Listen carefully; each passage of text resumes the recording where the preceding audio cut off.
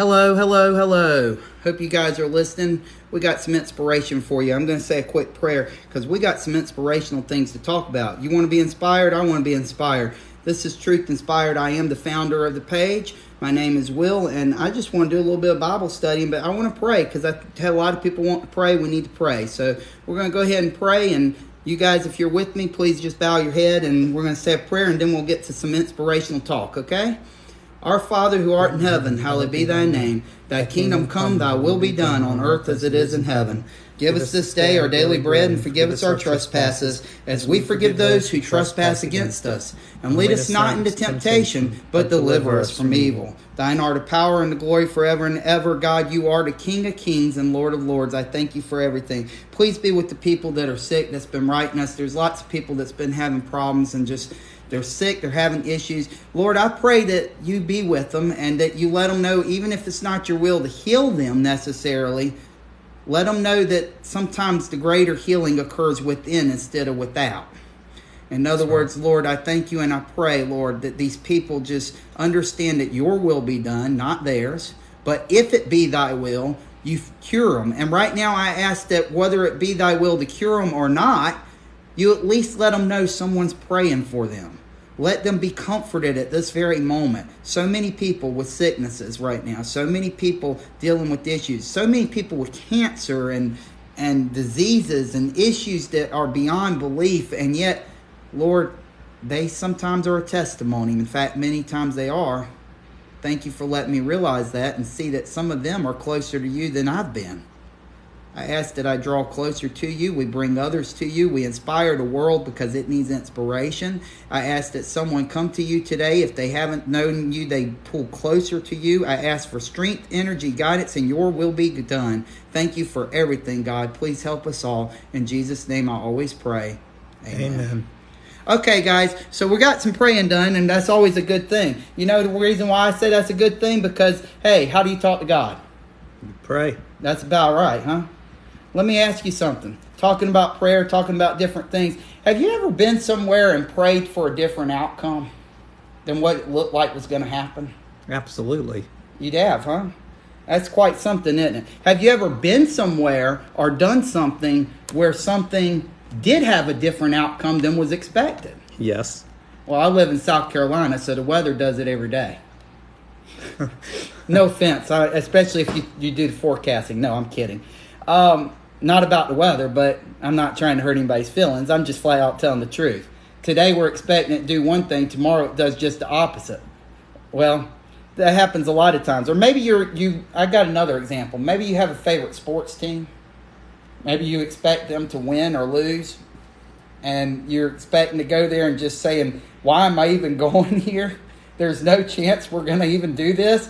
We're already down by this many points. It's not happening. And then all of a sudden, maybe it did turn around. Or it went the other way. Or that last second, somebody scored and you ended up winning. That's not many moments, but I can assure you, you'll remember a lot of them if it has happened to you. And it usually does to most of us in some way or another. If not by a game of some kind, certainly something else in life.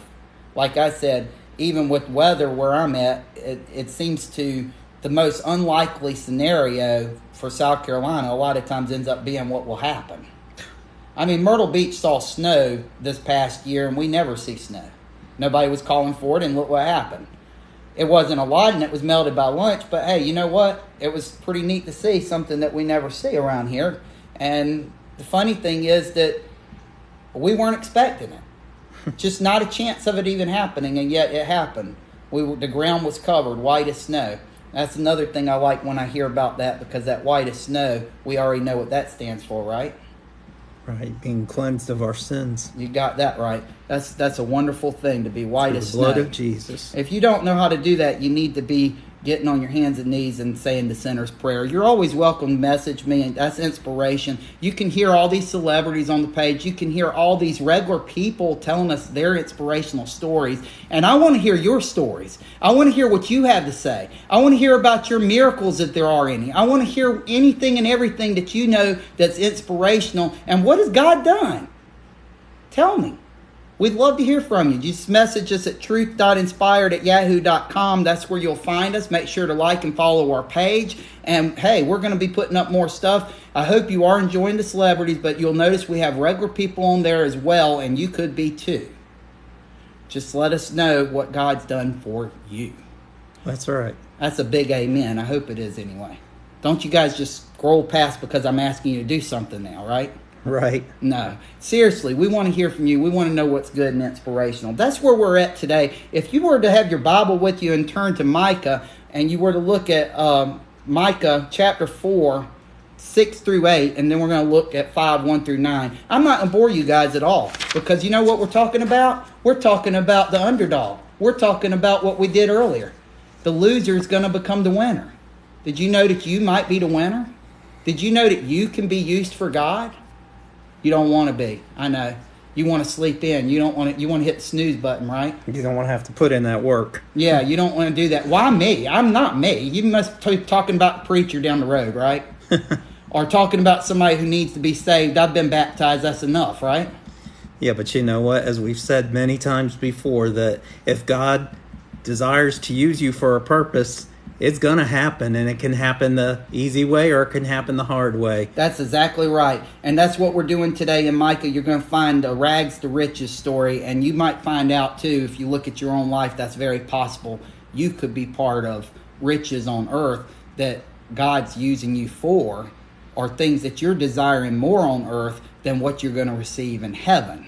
So it's a real good chance to look at your own life and be humble and make sure that you're doing exactly what Mike is talking about. Let's get somebody to go ahead and read, because I'm talking a lot. I want to go ahead and we're talking about humble. Like I said, as we read this, I just want you to listen for the way that, think of how your situations have happened maybe in your own life and how it impacted you in the future. Mm-hmm. And also, if you, in other words, if you ever were the underdog and then you turn out on top, or you saw someone who was and they turn out on top, think about that as we're reading this. But also think about what's going on in the future, your future. Secure it with God. We want to make sure that's the number one thing. And also keep an eye out and listen as we talk about what the promises are to come and what God's going to provide, which is hope, by the way, just so you know. As we read now, go ahead. Anybody going to read for me? I need you to read Micah 4, 6 through 8. In that day, saith the Lord, will I assemble her that halteth, and I will gather her that is driven out, and her that I have afflicted, and I will make her that halted a remnant, and her that was cast far off a strong nation. And the Lord shall reign over them in Mount Zion from henceforth, even forever. And thou, O tower of the flock, the stronghold of the daughter of Zion, unto thee shall it come, even the first dominion, the kingdom shall come to the daughter of Jerusalem.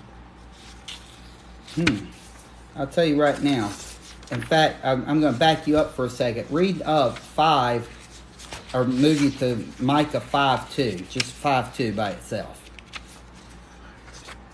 Can somebody read 5:2 by itself real quick? 5:2 is a good memory verse before I even get into this. I think it's pretty much going to sum it all up. But thou, Bethlehem Ephratah, thou, though be little among the thousands of Judah, yet out of thee shall he come forth unto me that is to be ruler in Israel, whose goings forth have been from of old, from everlasting. Okay, that's got some names in it there. It's hard when you get names you can't say, I know. Mm-hmm. But this here, when you look at verse 5:2, you're going to find out that it's the heart of the whole study. It's what Micah's telling, and it's basically the underdog's going to come out on top. Mm-hmm. The person down below is going to be raised up, and they're being told that that's what needs to happen and will happen one way or another. So, you know, it's something to keep an eye out and kind of watch out. You see that throughout the Bible, too, by the way. Mm-hmm. And I just think that that's really amazing to find that, because how many times do we feel like we're in situations that are impossible in life? I tell you, it doesn't take much to say that looking at the way the world is now, does it? No. It's not very inspired at way of what you... It's not inspiration to look at what things are when everything you look at seems to be a disaster. Right. And it kind of is trying to be like that. So let's try to undo that by just trusting God. So if you do that, you come forth, the goings and comings are going to be from old, and this from everlasting. You see how that is. You're going to made the ruler. Everything's going to happen. What's going on with this ruler? Let's talk about that a little bit, okay? God's providing hope for his people. Are you seeing that in these passages we've been reading? Mm-hmm. Yeah, he's providing hope. He's also, what we've been using this for, it's been 2,000 years, and we're using this as an example today. He's emphasizing in that day. If you look at that, you'll see where it's talking about in that day.